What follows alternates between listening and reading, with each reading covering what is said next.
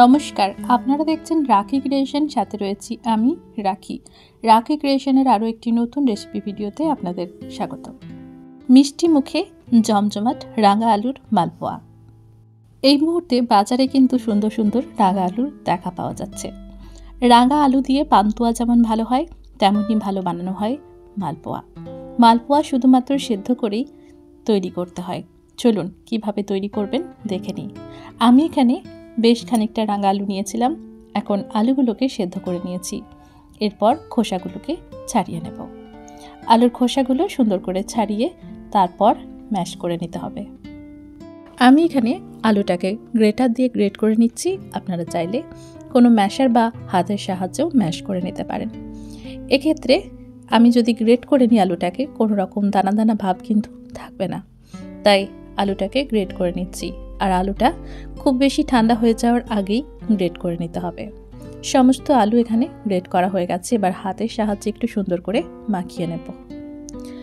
এরপর বাকি উপকরণগুলো দিয়ে একটা মিশ্রণ তৈরি করতে হবে। এই আলু মাখাটাকে আমি একটা বোলের মধ্যে নিয়ে নিলাম। এরপর দিয়ে দিলাম প্রায় 200 গ্রাম মতো ময়দা। এরপর দিয়ে দেব 3-4 চামচ মতো গুঁড়ো দুধ।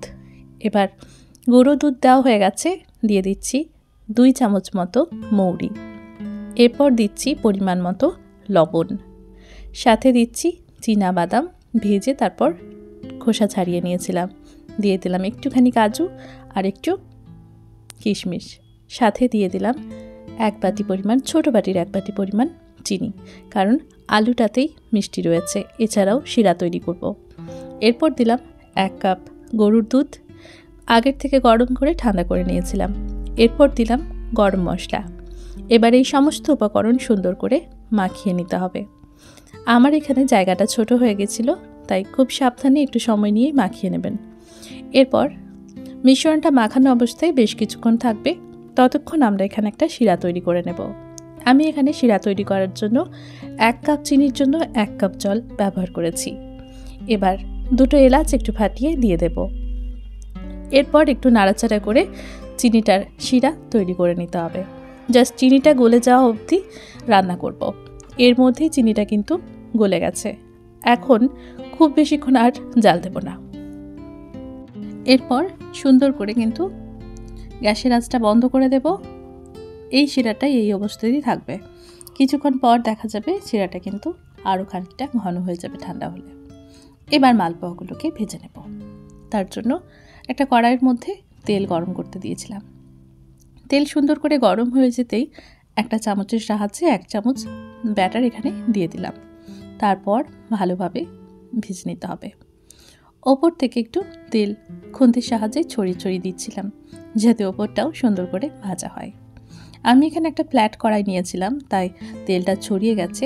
সবসময় এই রান্না করার জন্য আপনারা চেষ্টা করবেন একটু ডিপ কড়াই ব্যবহার করতে, তাহলে সেক্ষেত্রে সুবিধে হবে ভেজে নেওয়ার জন্য। এবার বাকিগুলো এক এক করে দিতে থাকবো। এভাবেই সবগুলো ভাজতে হবে। একটা সময় গিয়ে দেখবেন ওপর থেকে আর বাইরে থেকে দুদিকই কিন্তু লাল হয়ে গেছে মালপোয়ার কালারগুলো। সেক্ষেত্রে তখন আমরা উল্টে পাল্টে ভেজে নিয়ে তুলে নেব। এখন একটা সাইড হয়ে গেলে তারপরেই আমরা উল্টে নিচ্ছি। দেখুন একটা সাইড ঠিক লালচে কালার ধরে গেছে। এবার অপর সাইডটাও লালচে করে ভেজে নেব। যেহেতু আমি এখানে একসঙ্গে 2-3টে করে ভেজে নিচ্ছি মালপোয়া, তাই গ্যাসের আঁচটা আমি কমাইনি, একদম হাই ফ্লেমেই রয়েছে। যদি আপনারা একটা একটা করে ভাজতে চান, সেক্ষেত্রে কিন্তু গ্যাসের আঁচ কমিয়ে বা মিডিয়াম আঁচে রাখবেন। এবার একটু সময় নিয়ে ধীরে সুস্থে মালপোয়াগুলোকে ভেজে নিচ্ছি। এভাবেই সবগুলো ভেজে তুলে নিতে হবে। আর তারপর যে শিরাটা তৈরি করেছিলাম তার মধ্যেই দিয়ে দিতে হবে। আমি এখানে সবগুলো ভেজে নিয়েছি আর তারপর শিরার মধ্যে ডুবিয়ে নেব। আপনারা চাইলে একটা একটা করে ভেজে সরাসরি শিরার মধ্যে দিতে পারেন। এরপর এই শিরাতেই আমার মালপোয়াগুলো ঘণ্টাখানিক রেখে দেব। চাইলে ওভারনাইটও রাখতে পারেন। এরপর এখান থেকেই পরিবেশন করব। যতক্ষণ না পরিবেশন করছি ততক্ষণ আমাদের এভাবেই থাকবে। আর তারপর পরিবেশনের সময় অন্য একটা প্লেটে শিরা থেকে তুলে নিতে হবে। ব্যাস তৈরি হয়ে গেল আমাদের মালপোয়া, রাঙা আলুর মালপোয়া। কেমন লাগলো রেসিপিটা কমেন্ট করে জানাতে কিন্তু একদম ভুলবেন না। ভালো লাগলে লাইক, কমেন্ট, শেয়ার করে পাশে থাকবেন। ভিডিওটি শেষ পর্যন্ত দেখার জন্য ধন্যবাদ।